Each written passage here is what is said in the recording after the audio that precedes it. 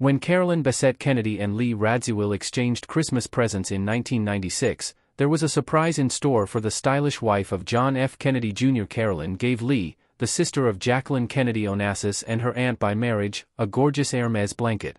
In return, Radziwill gifted her with a drugstore purchase. It was plastic goodie hair clips and scrunchies from the drugstore, recalls Rosemary Terenzio, who was JFK Jr.'s personal assistant and a close friend of both he and Carolyn. Terenzio told the story of the two's memorable gift exchange on Tuesday, December 10 in New York City during a holiday shopping and book party at Lafayette 148 for JFK Jr., an intimate oral biography. The conversation between Terenzio and co-author Liz McNeil, who also serves as an editor-at-large at People, was moderated by Gina Gershon, who befriended John after the two met through their involvement in Naked Angels, the downtown theater troupe. Carolyn loved Lee, says Terenzio.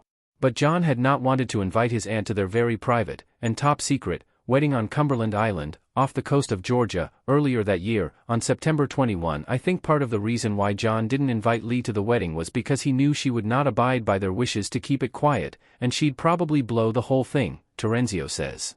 But Carolyn would say, "How could you not invite your mom's sister?" The funny thing is, when Christmas came, they exchanged gifts. Carolyn gave her an Hermes blanket. I'm sure it cost a few $1,000s, and Carolyn opened her gift and it was a box of hair clips from Duane Reade, she continues. It was plastic hair clips, goodie hair clips and scrunchies, but they were all in a box and beautifully wrapped. As Terenzio recalls, Carolyn said, "I actually think this is hysterical." She thought Lee was a badass. She thought it was genius. Carolyn was like, "You know what that was, don't you, honey? That was like, F you for not inviting me to your wedding?